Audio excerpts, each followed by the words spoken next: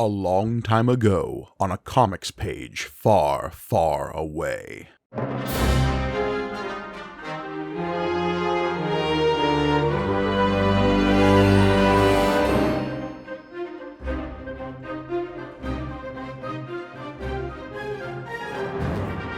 Greetings and welcome to May the Panel Be With You, the Star Wars comic book podcast brought to you by the Punch Up Entertainment Network.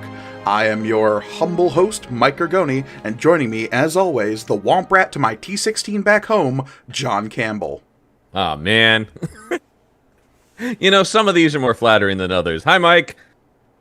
John, it's because you're always in my sights. Aww.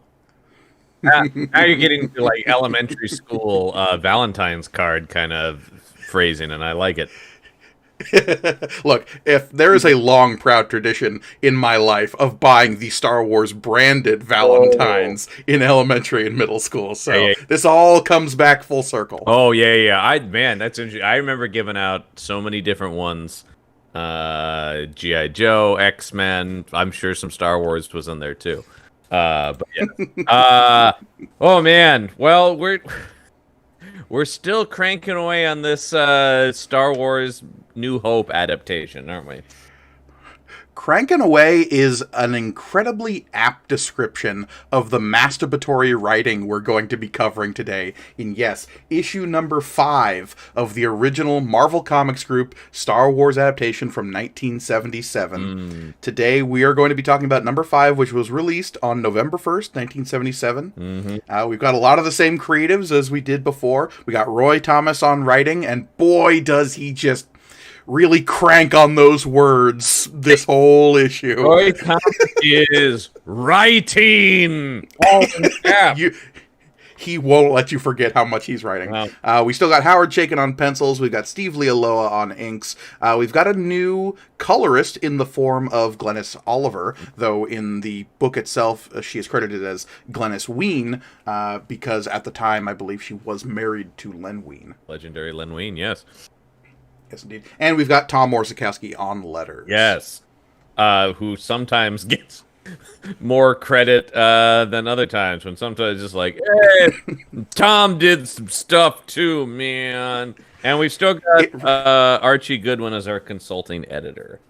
Whatever. That is true, though. Strangely enough, on Marvel Unlimited, Archie Goodwin isn't given an official credit on the credits page, but it's clear that he is slowly creeping his way into these books, which will become more evident as down the stretch we get. How's that space battle book going? Is what I imagine Archie Goodwin is doing at this moment. See, I imagine it more as like, so you guys are writing a Star Wars book, huh? Yeah. Well, it sure would be cool if this thing happened, and this thing happened, and this thing happened, and this thing happened. I saw that Star Wars movie again the other night, and I have no ideas about this Chewbacca. Yeah. Oh, we'll talk about Chewie's rich inner life in this book as well. I will say, starting in this issue, Roy Thomas is drawing some interesting conclusions about the inner thoughts of these characters. That I'm like, we'll talk about it, because I feel like in the first 4 issues there's some of that, but then it's just like in this, Roy Thomas has decided, you know what? Yeah, this is an adaptation, but it's time I put my footprints on these characters. Yes, indeed. And that hasn't aged well at all. There's a few things in this issue in particular that have not aged well at all. Let's talk about this cover, though. Cover. Oh yeah, let's get into it. I think I mentioned this last week, or I used to have a T-shirt with this cover on it, because it is an insane cover. Oh, it's a cover that is nonsense if you're familiar with the stories of Star Wars, that first movie. It's very Flash Gordon-y. Oh yeah. It's very much Ming the Merciless is attacking! Because, yeah. I'm honestly shocked that Luke doesn't have his lightsaber out in this cover as well. Well, you look at the way his fist is clenched there. It seems like it should be there, doesn't it? Yeah, maybe a little bit. The way his hand is back there. But yes, here we have Luke Skywalker strikes again. What? Who does Luke strike in this? He's stricken by self-doubt in this issue. I don't know what that's about. And then that you have the Death Star is attacking, and you know this because it's shooting particularly by Death Star standards, incredibly insignificant blasts of laser beams down at the. I mean, this is the base on Yavin 4. Presumably, yeah. And also, if that's not indication enough, we do have Luke saying, "Hurry, Chewbacca! We're being attacked by the Death Star!" Yeah. So Chewie, of course, famously following Luke's lead on most things. Carrying this weapon I've never seen in anything, let alone having Chewbacca carry, who has a very distinctive classic weapon. Oh, you haven't seen the Boltcaster's alt fire mode? He presses a button and it turns into a submachine. Yeah, I know. It's a thing you don't see much in the movie, but it happens. I was gonna say it definitely has like a World War II. This is like a Guns of Navarone weapon or something like that. And yeah, this is Tommy gun without the drum barrel. exactly, yeah, it does look like that. And then I guess it's bad news because Han Solo is saying, "It's too late, kid. We're finished." And boy, howdy, are we not even close to being finished yet. And this is... But, yeah, I mean, I will say, no immediate color grievances right off the bat on this cover. Agreed. There's no, like, weird green Death Star or strange purple floor. There's some, like, purple-pink shading on the Death Star, but I think that's, like, perfectly within artistic representation of shadows and of darkness. Time, yeah. Yeah, no, Yeah. it's all fine. Yeah, this is all fine, except for just... It's another thing where, once again, if this is the adaptation of the movie... I've already seen the movie if I'm buying this in 1977. I'm going, I don't remember this scene. Well, yeah, and you do bring up the, like, smaller lasers on the Death Star. That's actually something that's not brought up a whole lot, is, like, the Death Star does have other defensive batteries. We just never see them used except in the trench run. Right. It's always against the ships coming at them. It's never like the Death Star is hovering above a planet and just firing down, because why would it do that when it can just fire up its main cannon and destroy the planet itself? I mean, hell, even in Return of the Jedi, we see him using their main weapon to destroy one of the big rebel ships in the armada that comes in on outside of Endor. Or the way it, I mean, we also see it used in Rogue One in that way, with more targeted, like, city destruction. Mm-hmm. A single reactor blast. Yeah, exactly, that kind of thing here. But here... It's a waste of everyone. I mean, the only reason I could see it ever doing this is if there's some sort of malfunction, right? Or if there is something on the surface they hope to maintain. If there's, okay, we're fine with orbital bombardments and collateral damage, but there's something down there that we can't absolutely obliterate. But it also just seems like, at that point, then send a Star Destroyer or something as opposed to the Death. Yeah, but we were already on the way. Yeah. You know what? Yeah, this is Joe over on the Death Star. We can swing by. It's a 5-minute detour at most. Don't worry. Lord Vader gets it, man. He's super reasonable about these kind of things. Yeah. Yeah, so let's get into this first page. Speaking of, we're finished. Han Solo in total go-go dancer mode here. Oh, yeah. This is a running thing throughout this comic. The amount of people who are doing these, like, dramatic hip turns, they love it. Mm-hmm. It's implying action. I was going to talk about just his massive hands. I know they're trying to do perspective, but his hands are gigantic. Oh. Well, and look at the pinky on his right hand that's going back towards Luke. Yeah. He has got some real, like, sausage fingers going on there. And look, I get it. Hands are hard. There's a long, proud tradition of artists fucking up hands, but this is just a glaring example. Well, I also feel like this is a Chaykin who hasn't yet found his style. Like, there is a distinct Howard Chaykin style. He's one of the comics artists who... his art is instantly identifiable, and this doesn't really look like... There are times when it looks like Chaykin, but, you know, when you get to things like Black Hawk or American Flag and stuff like that, you'll see the Chaykin style. And this is super early in his career. But yeah, it's weird, and everything is very awkward here. Well, yeah. Start with the awkward. We get that goofy ass Star Wars logo at the top again, So with goofy. the star for the inside the A's, Man, I can't and wait for that to go. But it's pretty quick after but this. I will say, But talk about goofy titles. goofy title. This jumped out. I just opened this last night and went, "Lo, the moons of Yavin." There is a series of books that you Lo. can find out there called Shakespeare's The Star Wars. And that immediately came to mind because they're Shakespearean reinterpretations of the Star Wars films. They're so much fun. I have that box set of the original trilogy of those, and they're Yeah. really fun and silly. But yes, it is. Lo, the moons of Yavin. Possible patron content, John? We do dramatic readings of Shakespeare's The Star Wars? Dude, I would love that. That'd be great, man. We can cast that.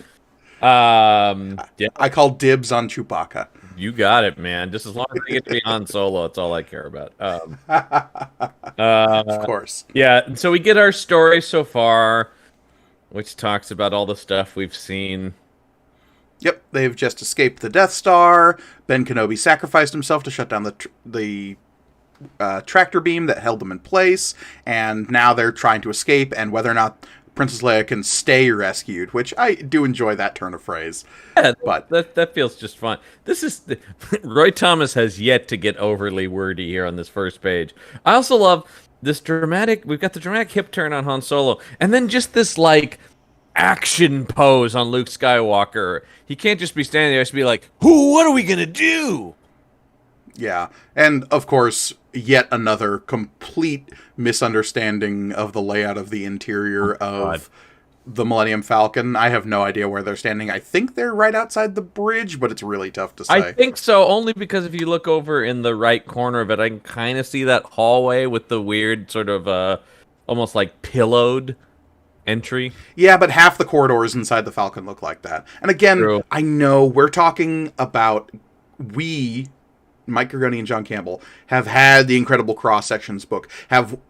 One of us walked inside the literal Millennium Falcon set at Galaxy's Edge. I've been in the ship, man, and it. So we have the layout of it so ingrained in our brains that even the slightest like misconstrued of the interior of it immediately triggers in our brains, whereas these people have maybe black and white set photos. The thing about this that I've noticed too is they sort of take that in consideration when they're drawing this, because I'm also thinking about, if we go to the next page, when they're in the gun turret chairs, like the book never pulls out too wide, so it almost seems like if we just kind of stay in close and give because these don't look exactly right, but they're also just so close to the characters, they don't want to give us too much of a view.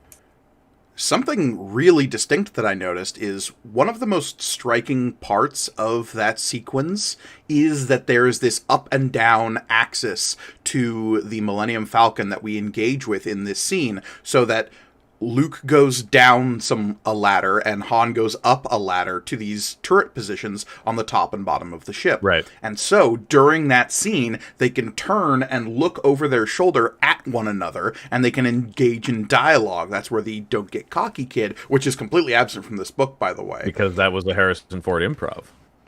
Absolutely.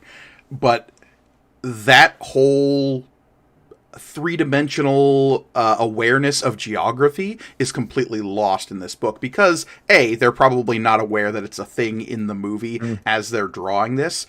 I still believe that Howard Chaykin has not seen Star Wars yet. And he never will. No. And he never will. And Howard the TIE fighter pilot at the bottom of this page is a supreme example of that. Oh my god. Yeah, the TIE fighter. But I was just gonna say, Howard Chaykin, famously prickly. I have met the man, and he was as advertised. He was not mean, but he was prickly. I would say on that, and I that's what I also told Matt Fraction when he asked me about what it was like meeting Howard Chaykin. I said he was as advertised. So, and that's a Howard Chaykin who's had years to, let us say, ripen. Indeed, yeah. I told him I was a big fan of his work, and he said, he goes, "I appreciate that. Of course, your taste could be shit. I don't know you." That's so good. It was really brusque, I'll say that much. And it was like, I was just like, that's a good Jaken story. It was. That's good Jaken. Goes down smooth. Yeah, I knew what to expect, sort of. But anyway, so yeah, we've got, oh my god, so much thought bubbles. And thought bubbles in comics are something that drive me insane, for the most part anyway, because especially in this era, they're so overused. Also, the things they're thinking, particularly Han Solo. I really love that we seem to be establishing a baseline that Luke can never not say Kenobi's full name. He always thinks or says Ben Kenobi every single time. Because in the movie, it's pretty much just Ben. Yes. But in the comic, I never fired this kind of gun before, but I've got to do it. I've got to! For Ben Kenobi! We talk about grandstanding dialogue. Well, and I understand that some of this stuff, especially the stuff in bold that we see on this page, is meant to establish these are the important things going on in any given comic books panel. That is a time-honored tradition in comics. And seeing as this is Marvel in the late 70s, we are still, and continue to be even into the modern era to a limited extent, in the mindset of any issue of a comic book can be someone's first issue. So we have to explain everything within the first couple of pages. That's very true, especially in this era, as we're saying. But Han Solo's thought of that old man, Kenobi, once again, Kenobi, we know what old man is referring to. Died freeing us from the Death Star's beam that held us. And this is one erstwhile space smuggler that's going to see he didn't die in vain. Why would he ever think of himself as an erstwhile space smuggler? Do you consider Han Solo to be the type of character who would ever use the word, either internally or externally, use the word erstwhile? Never. Not in a million years. Does Han Solo even know what that word means? If he does, he maybe he did at one point, but he's forgotten it. And just this whole thing about, like, this idea about, like, I'm not going to let him die in vain. You know, once again, like, Han Solo doesn't... I mean, the whole point of his character, obviously, is he's a guy who is, at his core, a good guy. But I'm not sure in this moment of the TIE fight, I never once thought in this scene that Han is going, like, I'm going to do this for old Ben. You know, I think no. Han Solo is trying to save his skin, and that's what we need to think about the character until his dramatic reversal in the last scenes of the movie. Yes, that is the guy. Han Solo is a guy who will will end up being begrudgingly heroic. You know, is sort of a thing where he's like he can't help it, even if he doesn't want to be. He's the guy who gets a sidelong look from Chewbacca and then goes, fine, I'll help. Mm-hmm. I love that line in Solo where it's just like, I'm the only one who knows your secret, that you're the good guy. He's a guy pretending to be the bad guy who, for his own safety, he's cultivated this thing of I don't give a shit when he really does. Now, meanwhile, let's think about this next panel. Oh, yeah. Chewbacca's inner monologue is maybe my favorite thing in this issue. I like Leia. We have Leia coming around to, well, maybe these rapscallions might just pull this off. And then Chewbacca, the 7-foot fur-covered Wookiee. His thoughts are as much his own as the strange language he speaks. I love when Chewbacca's inner dialogue is the sound you get when you put a seashell up to your ear. Basically, I love it. Roy Thomas does this a few times where he's just like, and Chewbacca, who could even know what that guy's thinking? Like I just love the idea about, like, you're the author and you're going, oh, I don't know what that guy's up to. But what is better? This, literally nothing, or a thought bubble saying, oh shit, we're all gonna die. This is true. I would go the third option. Don't say anything, Roy Thomas. But, you know, God, we can't not have that. We got to fill the pit. Just look at this is the thing, and I keep saying this, but every time I go back to this era, compared to comics today, you just go like, there's just so many words on these pages. It's crazy how overstuffed it is with writing. Anyway, here come the TIE fighters, and Who the hell? Yeah, What is this? for those just listening to the audio version of this, you got to imagine every single panel of this page has at least 1 to 3 blocks of texts from Roy Thomas describing what you're seeing in the image. Yeah. I mean, suddenly Leia's voice resounds throughout the Millennium Falcon. Here come the TIE fighters! Does it matter that that's Leia shouting that? Nope. Within the short-range starships of the Empire, air-giving helmets. I don't know why air-giving helmets makes me laugh. Yeah. Air-giving helmets hide all life and all emotion. We get it. The masks of the Imperial fighter pilots are meant to evoke fear and emotionless. It's supposed to dehumanize them. Yes. Yeah, and that's what the art does, even if it is also a cone head. Yeah, this is weird. That is a very weird-looking TIE fighter pilot. But it's just like Roy Thomas is just going, I can't. I gotta get in there. They're not gonna understand, you guys. Yeah. Luke, however, is less reluctant to show his feelings, and he's not showing his feelings though in this panel. He is thinking to himself, "Dang it, I missed." Well, he's actually saying "blast."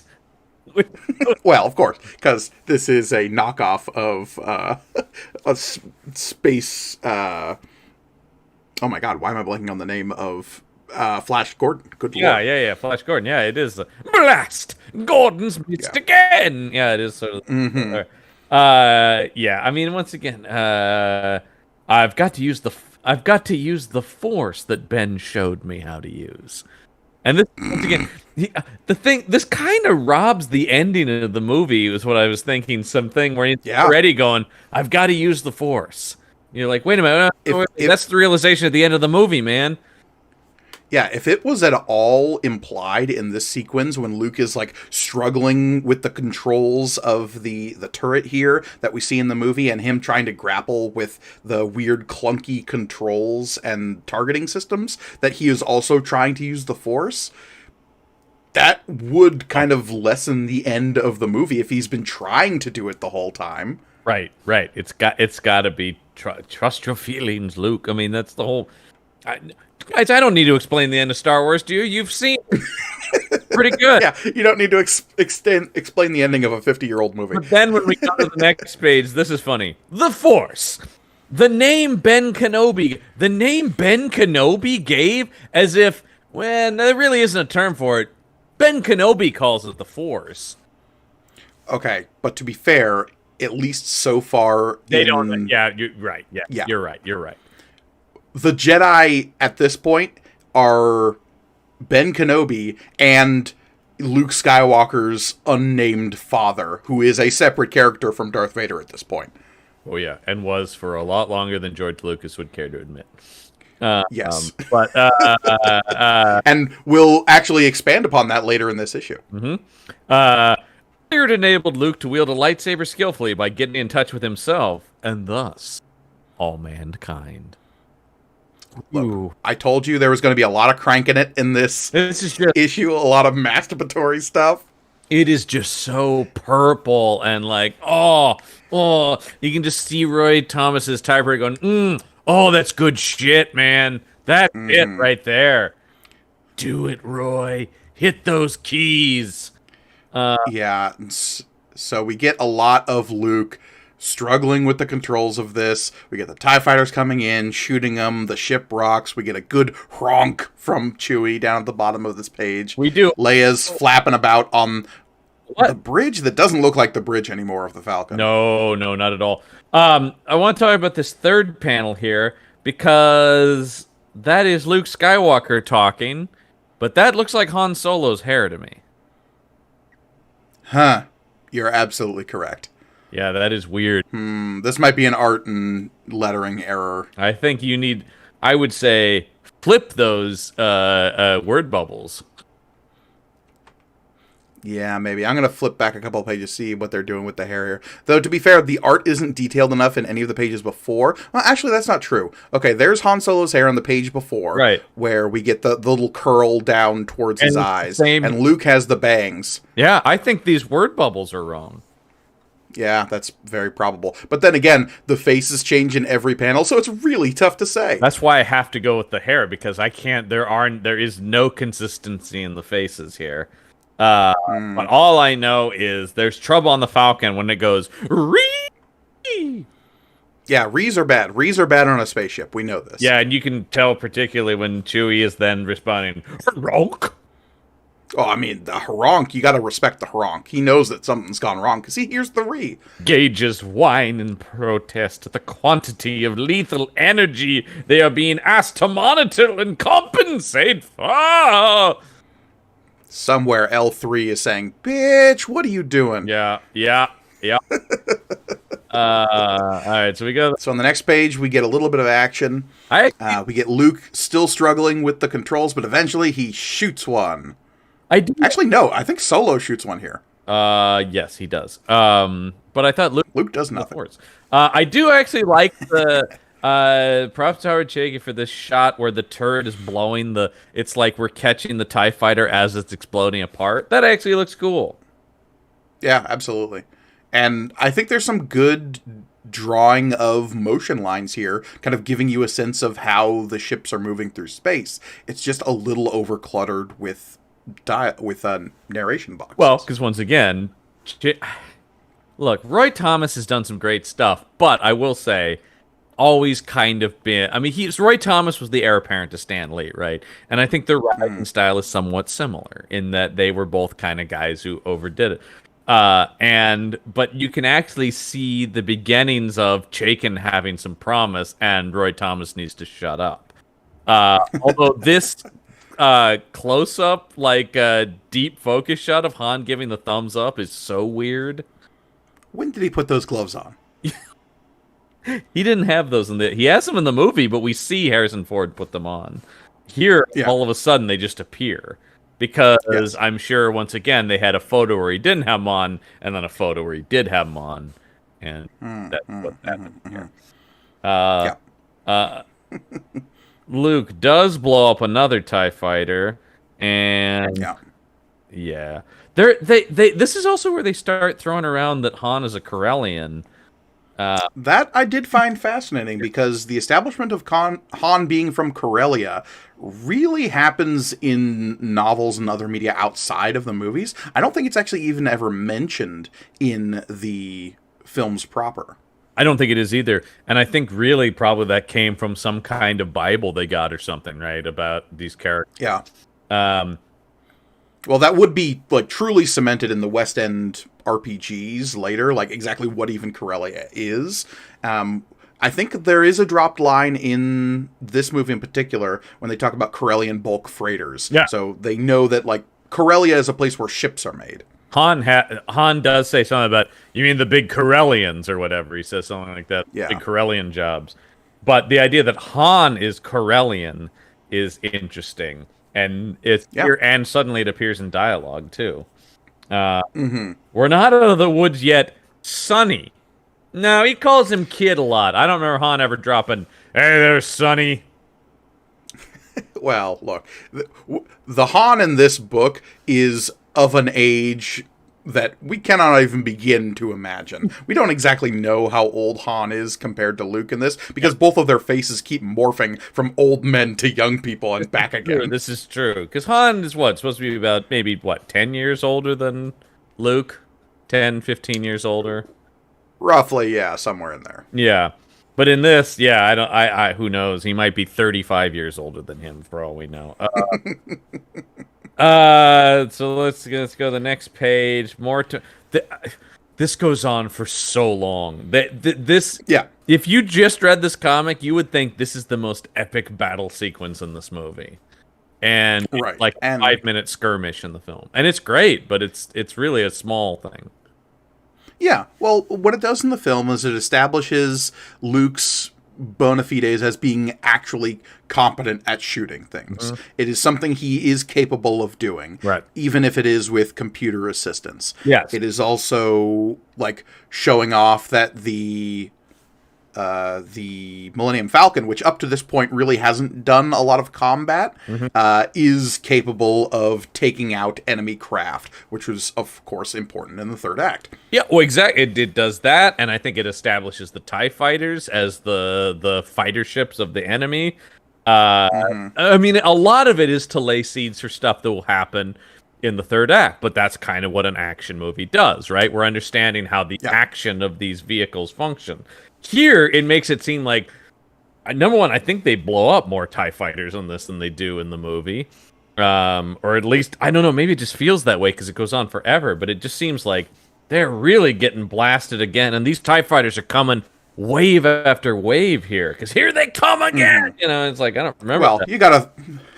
How many TIE fighters would realistically be aboard the Death Star? Hundreds. Thousands. This is true, but also, and they'll say it in this comic too, Vader lets them go on purpose. So if anything, right, don't they kind of sacrifice these TIE fighters for show in some ways? Oh, 100% yes. So- And Leia calls that out later in this book even. Right. But all I know is Chewie's concerned because he's dropping the hard expletives with a franc. Oh, yeah. That's when, if we had Chewie's thought bubble here, it would be a, we are so fucked right now. Yeah. Franc!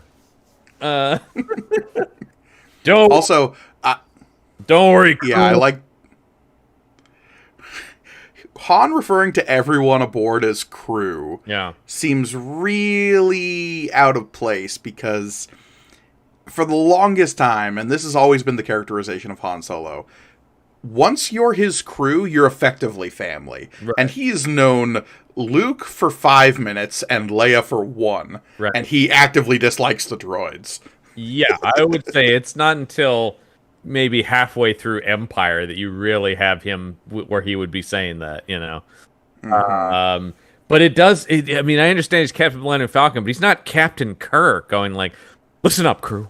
Here's what we're doing." You know, like it's and then you hear me, ship, hold together. Well, I believe it's much more understated in the movie. It's like, Yeah. hear me, baby? Hold together. Yeah, and yeah, he's well, like talking to the Falcon. Right, but here it's in that zigzaggy way. It's in cap. And it's got an exclamation point. And you're like, man, yeah, I know it is. And they haven't seen the movie, but a lot, particularly Han.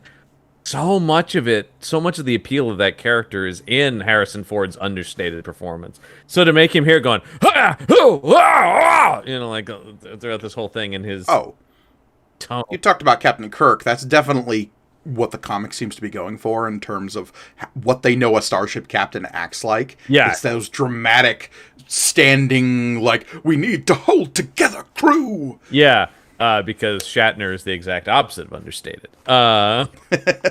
Well, and talk about how they haven't seen the movie and don't understand what the emotions the script is going for. The reactions in Luke at every turn are way exaggerated from what we see in the movie as We well. talked about that, and this will continue. Luke is such a seething, raw nerve of a character in this. All right, let's go to the next page. Oh, talk about old man Luke here for a hot minute. Or is this Han Solo? I don't even know anymore. I think this is Han Solo on that second panel. Yeah. That's a weathered, battle-hardened Han. Even Force Awakens Han Solo doesn't look this craggy. As opposed to the Luke on the bottom of the page, that is a thumb. Yeah, and that is the thing. It's just, and also he's got his eyes closed, going. Like his neck now comes up to his ears, and he's like, he is just a thumb of a human being in that last panel. He looks like Brock from Pokemon. Yeah, actually, that's dead on. And the closed eye does everything about the squinting of the features and the shriveling up of the face to give it less detail. Definitely takes into that Pokemon design. And this is all Roy Thomas. All is grim silence within the fleeing smuggler craft, for they know that one direct hit on the side without a deflector shield spells doom. This is how I read it. When I read it in my head, it is going like, oh, lo, the Millennium Falcon hangs in mid-space. Like, it does have that Shakespeare. It's just so like, oh my god.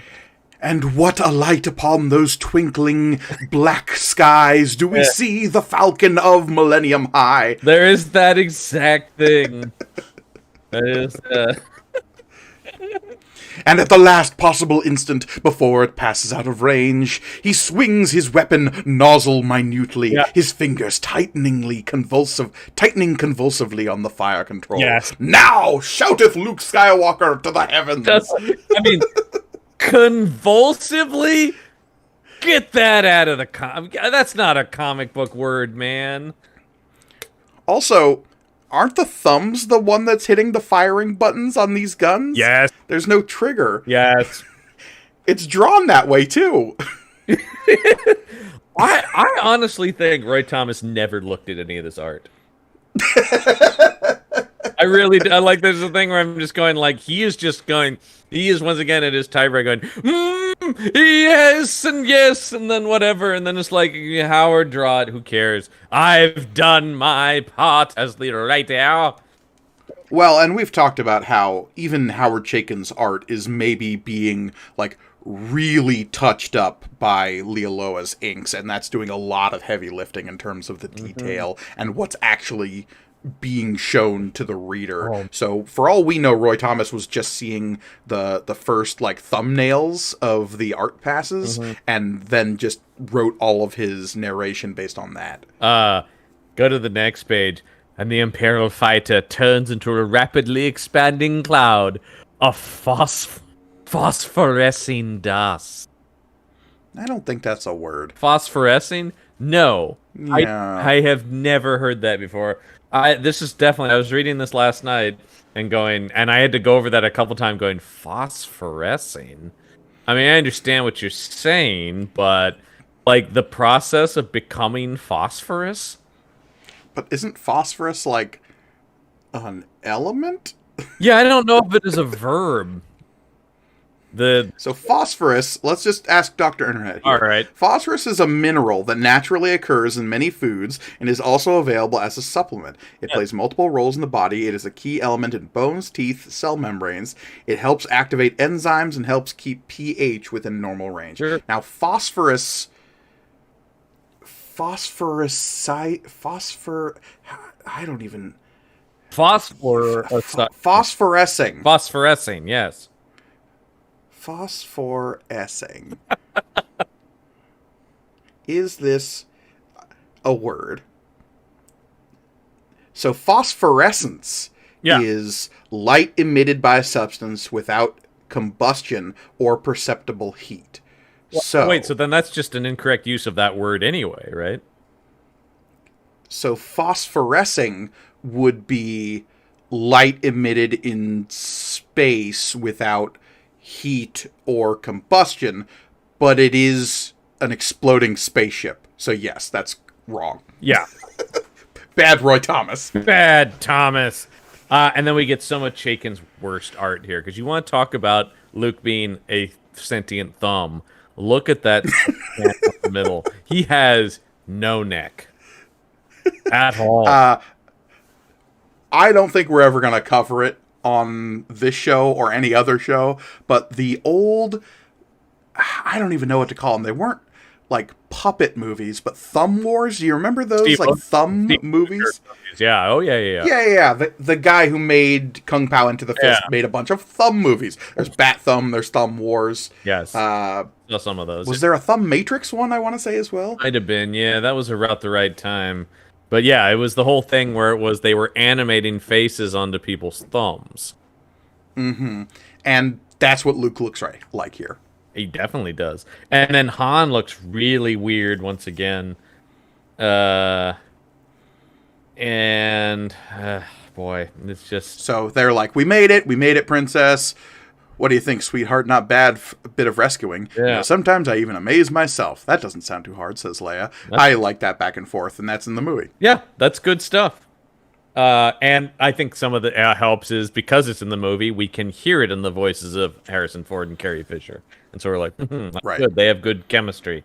But yeah. So anyway, this is where we finally find out they're like, hey, I like Han Solo going like, hey, what's in that droid anyway? Now that we've gone through that battle and everything, let me finally ask what's actually going on here. And of course, I love that Han's gone through all of this with zero idea about the ramifications of anything he's doing. come to think of it, what was this about again? Which is honestly kind of true in the movie as well, is by the time they're rescuing the princess and, like, figuring out that it's all a part of this larger rebellion, that is when Han Solo starts getting cold feet, because he's just like, look, I signed up for a charter job. I have no idea what all of this stuff is. They just keep waving cash under his nose, and that's all he... Oh, and then it works. Yeah, I'm only in it for the money. So anyway, let's see. So we know that. Once again, the bridge is a mess. Oh yeah, no, the bridge is I don't whatever. know what this over... This is not over the shoulder. This is over the hip of C-3PO here. Is a weird design. Look, we gotta remind you that the droids are here all the time, so they're always in the background. They're the Rosencrantz and Guildenstern. Yeah.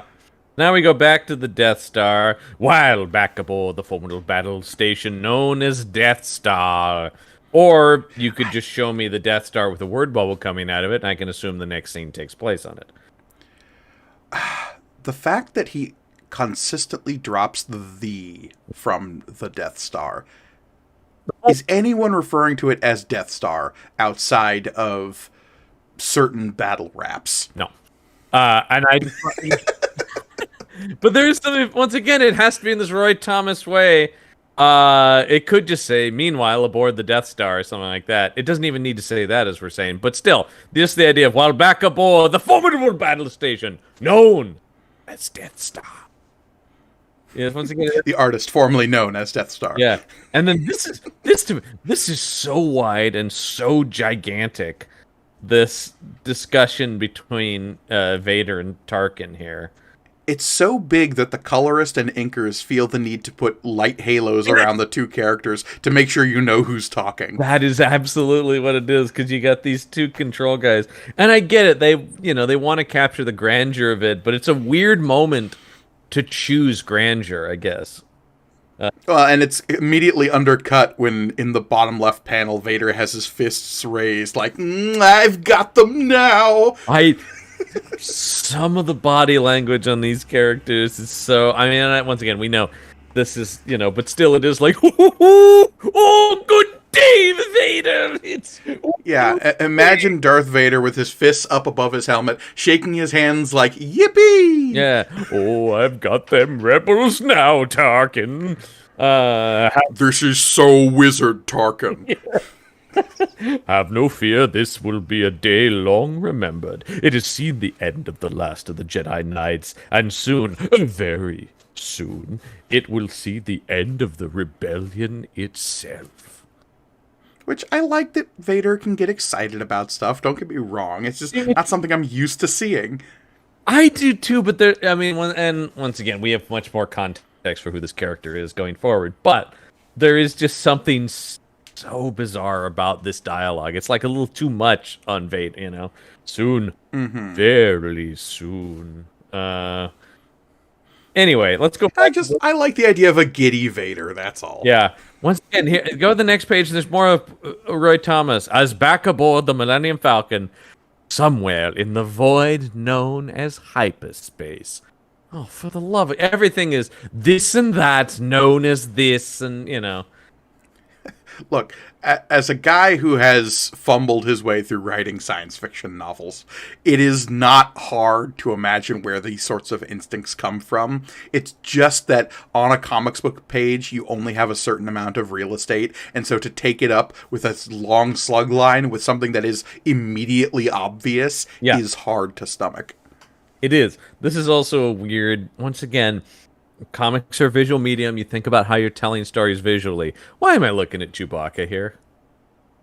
Because he's piloting the ship, and they have no idea exactly how the ship is laid out, so we must always see somebody at the helm. Because if no one was driving, John, that could be dangerous.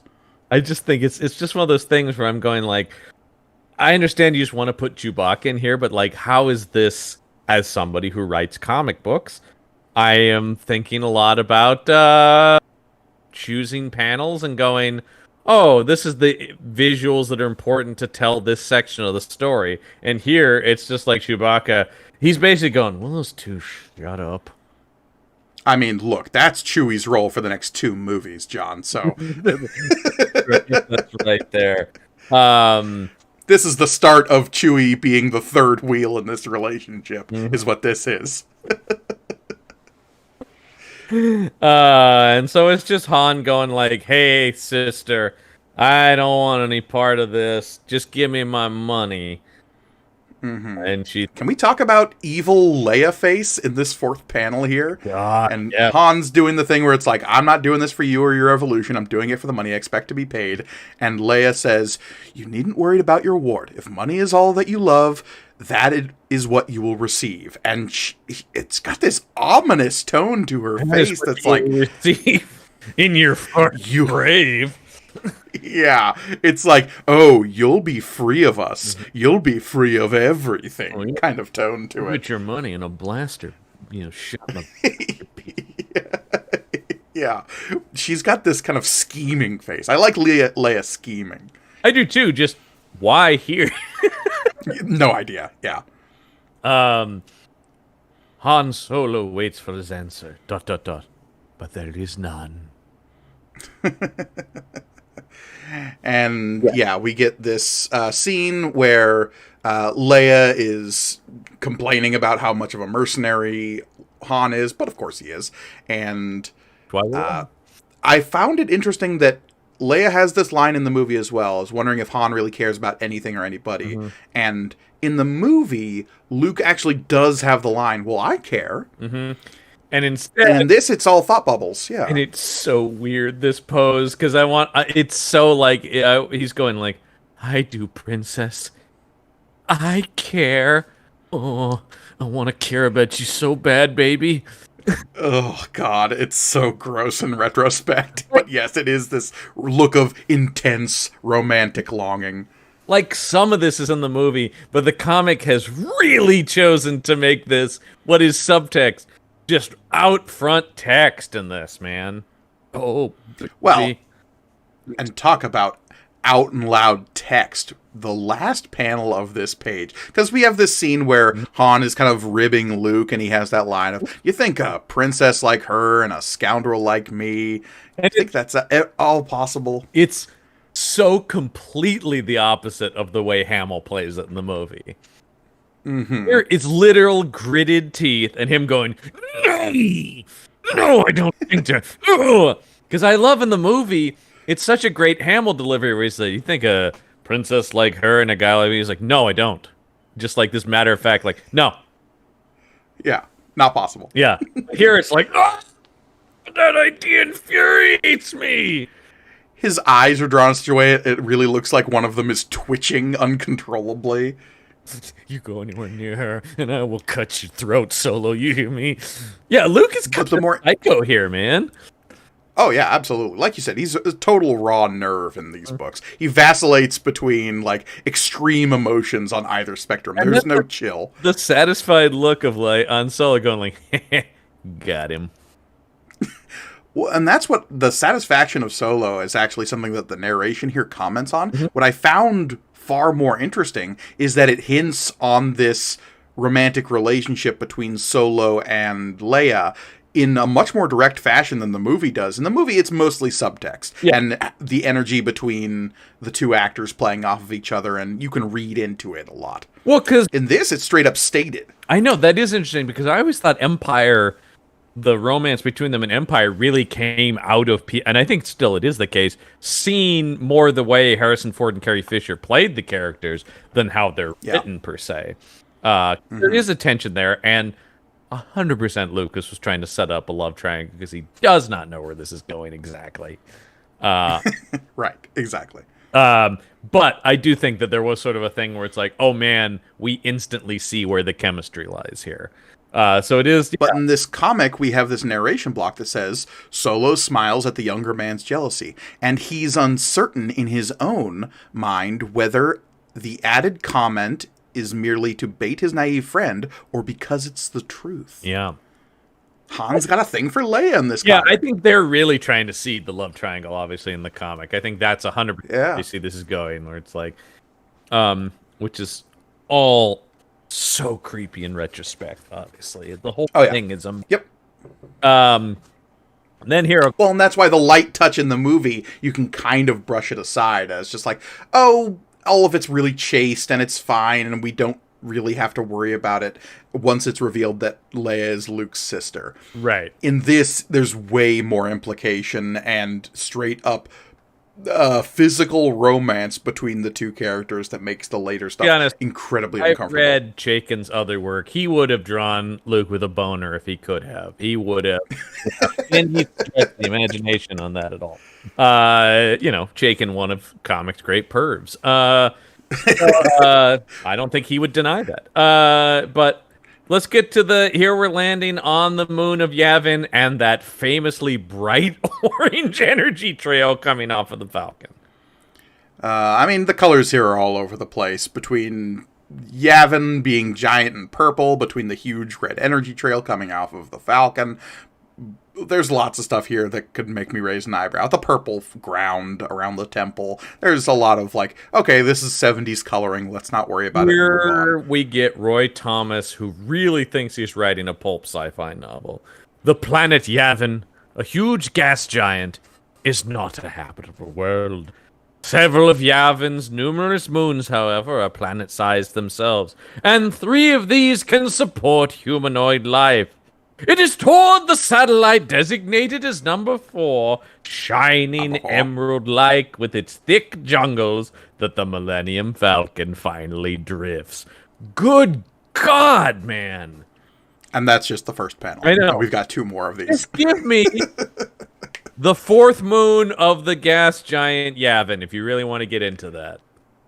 Also, this is something that like bad action movies are guilty of. It's the sticking with an establishing shot longer than is necessary. Oh, yeah. We can have the one shot of the Falcon coming down to the moon and then cut to what happens on the next page, which is inside. Instead, we get 2 panels of them slowly getting into a taxi and driving across this large open area into the temple and into the hangar bay where all of the ships are being kept. Also, Roy Thomas will continue going, the very air is heavy with the fantastic skies on a match.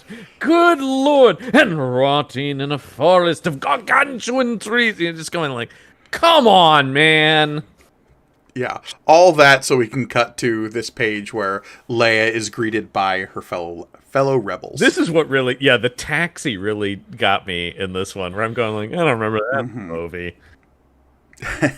Because in the movie, we do just cut to the Falcon swooping down, cut to the inside. Well, the thing that gets me is that first movie is so well paced, and this comic. Well, there is a long storied history behind the fact that that movie was saved in the edit, right? The idea that the original Star Wars was a giant, complicated mess that maybe wouldn't have seen the light of day if not for a lot of people who cared about George Lucas deeply saving that movie in the edit. 100%. I do love all those stories about all the filmmakers going, we can't tell George how bad this is. He seems to really care about it.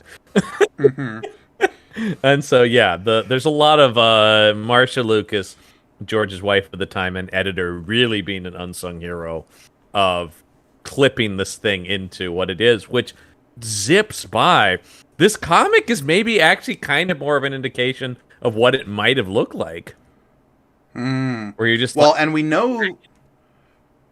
we know one of the things Lucas really liked to focus on was the dogfighting aspect of it. Mm-hmm. And so when we have 6 pages earlier in this issue of them drawing out a dogfight, you're maybe not wrong about what it might have looked like originally. There you go. That could have been like a whole 15 to 20 minute action beat that everybody's going, you got to cut this thing down, man. Because I think Star Wars, A New Hope clocks in at like exactly 2 hours, I think, or somewhere around there. There's a new not a new, but on one of my favorite podcasts, We Hate Movies, they have a rule about the when they watch these terrible movies that they're longer than Star Wars were. Yeah, 2 hours 1 minute, and sort of going like, if these bad movies are longer than Star Wars, that's unacceptable. Yeah, absolutely. So Princess Leia comes in. Everybody, thank the stars, you're safe. We had feared the. Who is this guy? This is Commander Willard. I've always referred to him as Eyebrow Guy. He shows up in one scene in A New Hope, and he's around the table at the end when they're all watching the countdown clock when the Death Star is coming in. One of the things that gets me about A New Hope is you have all these rebel leaders who we literally never see again. Mm-hmm. Like, I feel like the makeup of the leadership of the Rebel Alliance changes movie to movie until we eventually settle on Mon Mothma, right? Yeah, and we get Commander Dodonna a couple of times. We see him in Empire as well. This is true. For the most part, you're not wrong. The leadership is pretty on a rotating basis, except for Leia. And a lot of that is just, these are day player actors, and they don't bother to bring them back because they're not holding these contracts across movies. So anyway, they're talking about the thing. I do like Chewie grunking in this meeting and Hanso going, "Hey, shh, quiet." Quiet down, Chewie. Because, we're cutting straight to welcome back, Leia. We'll try to analyze what's on this R2 unit, too. Suddenly, we're in the prep meeting. Hey, this is how we got to defeat the Death Star. I can't believe this thing moves that fast after that. But I just love the idea of, like, I want Dodonna to be like, "Hey, Captain Solo, will you get that Wookiee out of here? We said no hits." Why the fuck are Han and Chewie allowed in this briefing? They're clearly made their intentions known about only caring about the money here. The idea about, like, you mind if we sit in? We're kind of not on board, but can we just hear it? Sure, this is a total top secret operation, but yeah, why not? Cassian Andor, who died last week, would have shot you immediately if you were sitting in on this, but I don't see a reason why he shouldn't be able to be here. I mean, we know Han Solo, but Dodonna doesn't, so just him going like, well, this guy who seems to care only about money, he certainly wouldn't sell us out of the drop of a hat. Why isn't Porkins raising a hand in the middle of this briefing going, who the fuck are those two? Excuse me? Why is that guy in the Wookiee back there? Yeah. Hey, Porkins, have another bagel. Hey, don't diss my man Jack Porkins, okay? Yeah, we'll talk about Porkins in the next issue. I've got a breakdown on my good friend Porkins. Here's the thing. I don't remember them using this in the movie, and you might remember more than I do. The term snub fighters. Yeah, no, they actually don't really use any of the names that would eventually be kind of cemented for these fighters. Mm-hmm. Snub fighters refers to just like small-nosed fighter craft. Yeah. And it is a term, I believe, that is like used once in the movie, but it's not something that they linger on. And it's more obvious in this because it's written and you can focus on it, and they use quotation marks to say snub fighters. Yeah, that I think is why my eyes were immediately drawn to it. Like, that's especially when once again it's like a small one-man fighter should be able to a snub fight. It's like, okay, it's once again just can we? There's an editor brain in me just going like, cut words out of this. It's too wordy. Yeah. We get our mention of the T-16 back home. John, do you know what a T-16 is? I do, because I used to have a children's book about Luke on Tatooine, and it did have him and the T-16 in it.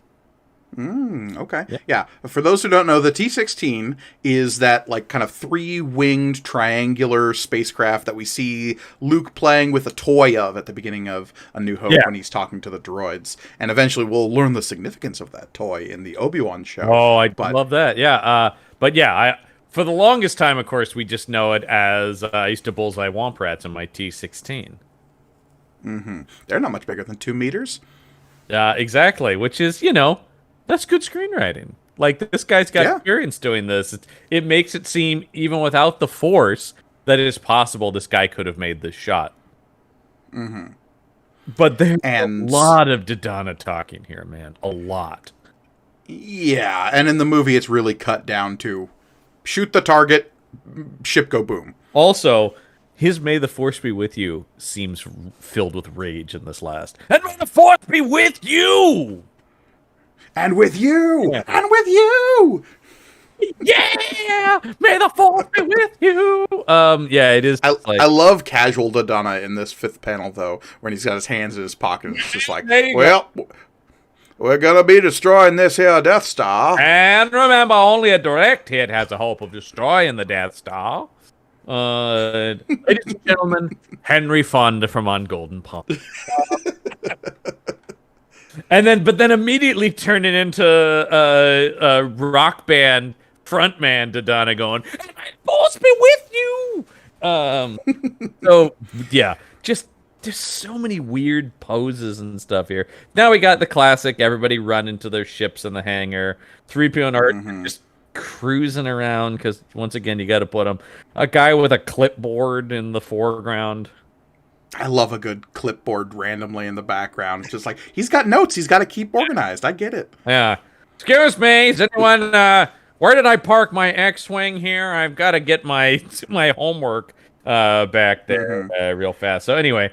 We get this last interaction between Luke and Han where Han's being like, I'm getting the hell out of here. You can come with me right now because everyone here is doomed. Yeah, you guys are dead, so... And that's really what Han Solo... I mean, I'm all about the money, but really Han Solo is, at his core, a survivor, right? Like, that's his whole thing, is he goes, I'm not going to put my life on the line. That's stupid. This is a weird thing that's different in the movie, of course, is Luke Skywalker hardly hears Han Solo's whispered farewell, "May the Force be with you." Luke definitely hears that in the movie. He straight up says it right to his face, so it's not a whispered thing. It is like a... And it always is kind of a key moment in the character to me where it's like, all right, I'm not a total heartless bastard. And even if I don't believe in the Force, I know I do care enough about Luke to say, I want you to be safe. And I'm going to say this, it's saying to your Christian friend, like, yeah, prayers be with you or whatever, even if I don't believe that shit. Or even saying, like, Merry Christmas. Yeah, exactly. Like, maybe if the holiday doesn't have any religious connotations to you, it does to some people, and it's very important to some people, so it can just as easily say that as any other holiday, but I still. actually hate this, and I have no idea where this is. This is the script or something that was different, but it's a moment of sincerity for Han Solo that really helps round out his character in the movie. And in this, it'd just be like, he's like, may the Force be with you, or whatever, some shit, who cares?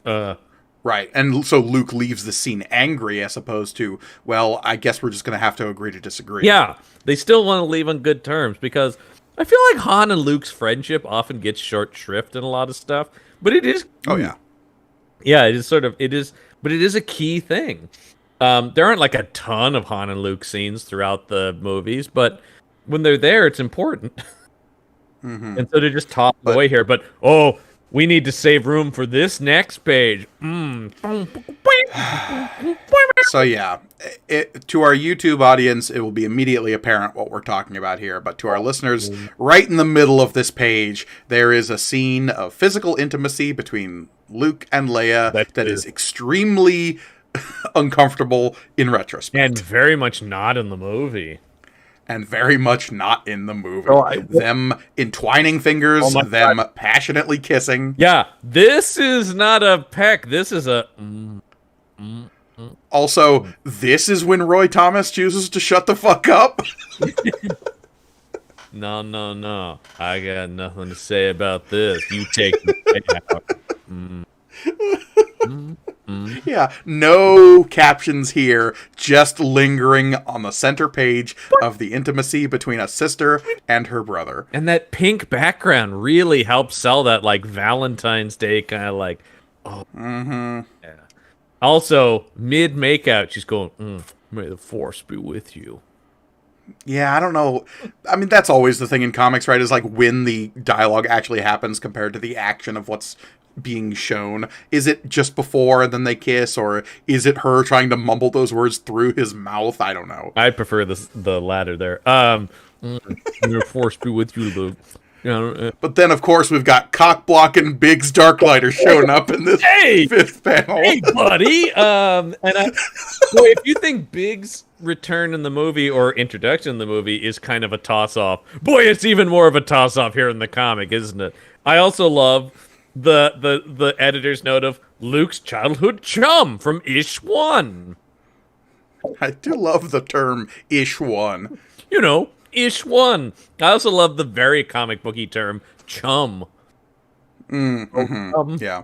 Biggs! Also, he'd be around here somewhere. Leia just vanishes in this next scene. Like, she's just gone. It makes me... I wish that Biggs came up and Luke is just kissing the air, like... Oh, hey, Biggs! That would actually make me feel better in retrospect, honestly. It's still creepy, but it would be less actively gross. This last panel sets up something going into the next issue as well, which is... I don't know if this was a change from a script or something like that, but the fact that he's in Blue Squadron in the comic when he's in Red Squadron in the movie?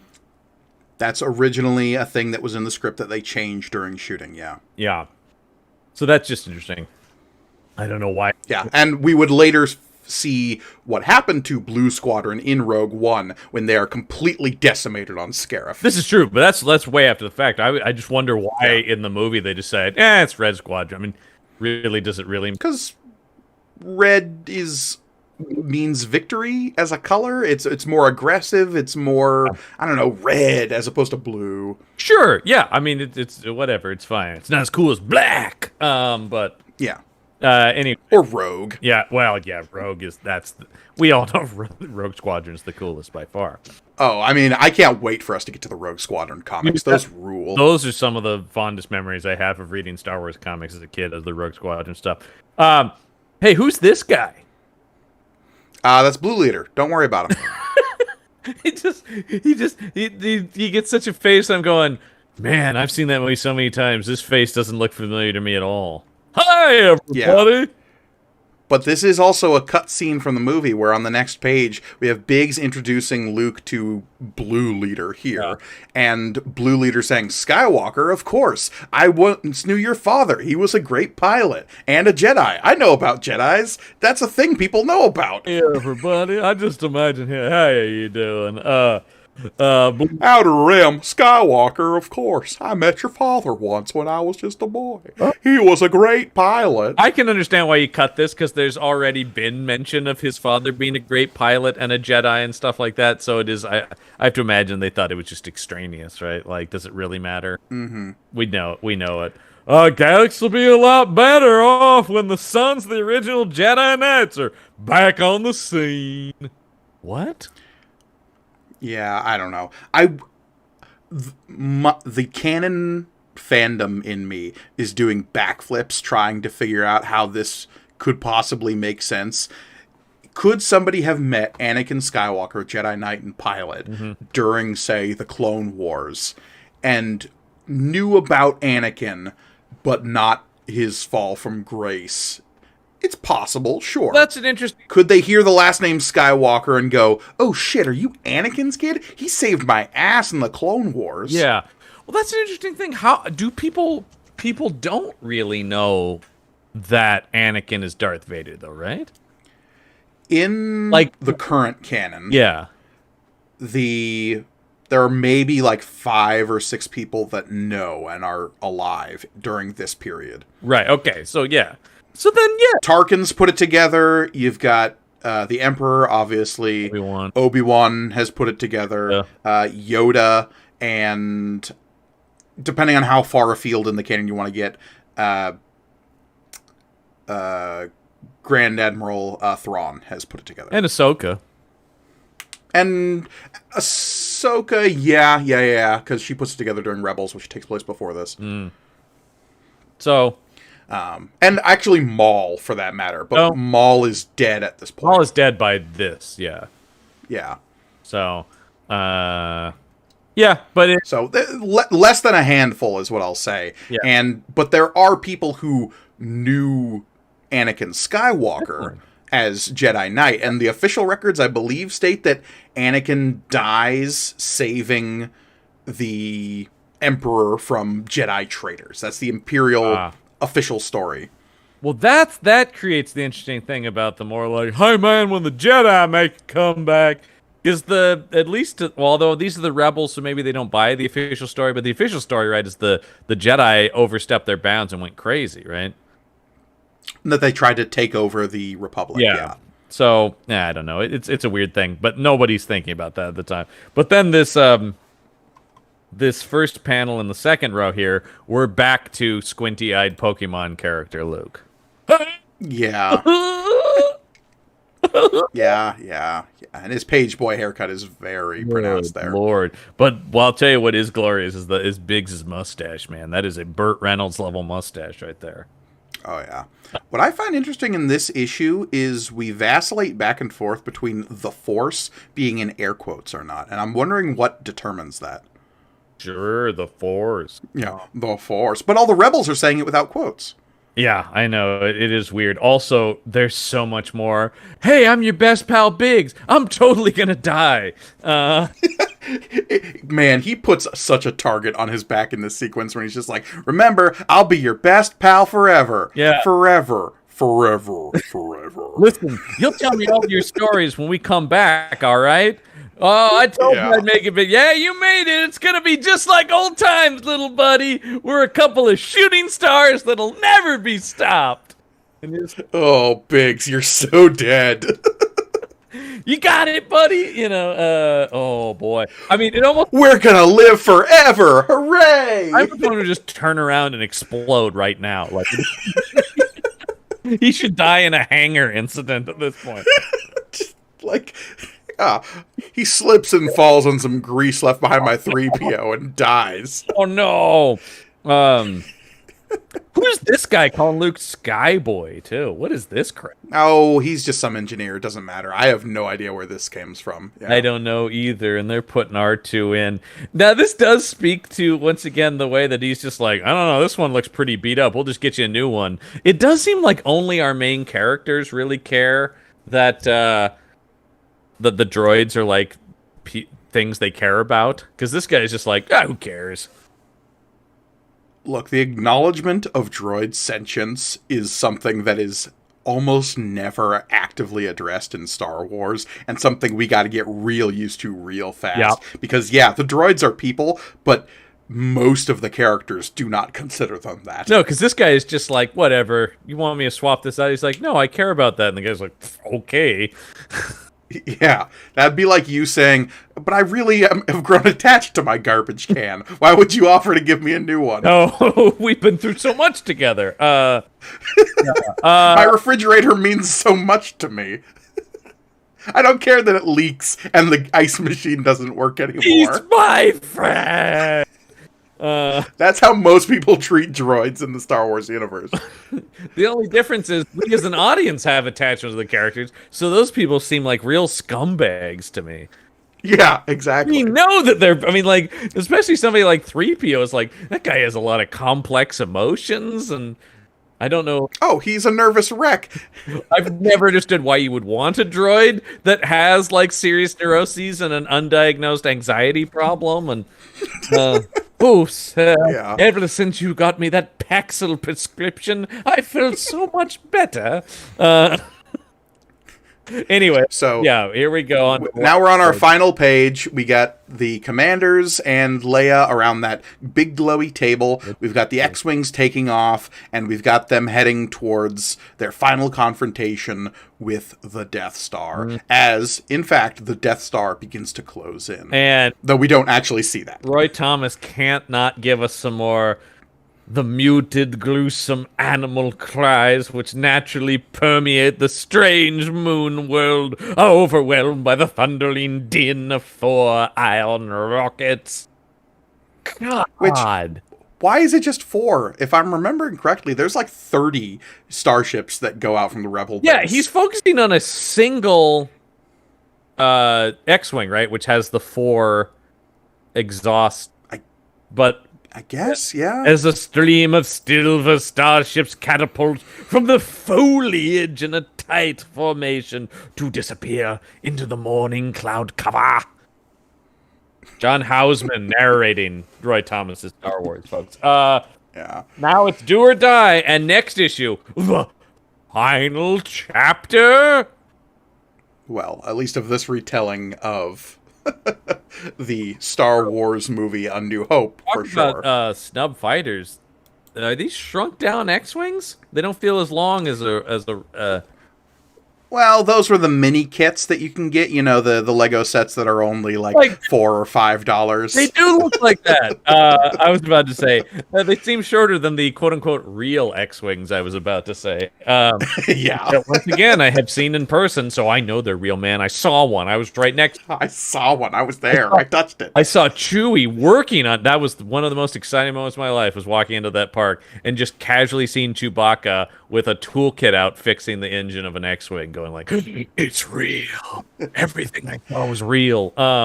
Anyway, yeah. So yeah, that was issue number 5 of Star Wars. Yeah. What's gonna happen? Do you think the Rebels are gonna make it out alive on this one, John? I think there might just be a chance, but if anything, something tells me it will take an extremely long time.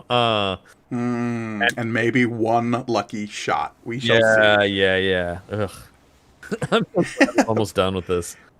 We're almost out of the adaptation of A New Hope. Obviously, episode number 7 is when things are going to start getting interesting. Thank you so much, whoever's listening/watching, for bearing with us through the adaptation. It is interesting to see the changes and modifications, or the lack thereof, made to this story at the time of it becoming the phenomenon that it was going to become. And of course, our apologies to all you Roy Thomas devotees out there, but my God, the man. Oh, I'm really looking forward to Roy Thomas fan 420 in the comments, just really tearing into us. That man was a legend. And the thing is, dude, if you want to talk about Savage Sword of Conan, I'm all there for you. But this, some of that Purple Prose works in Conan, I think, actually.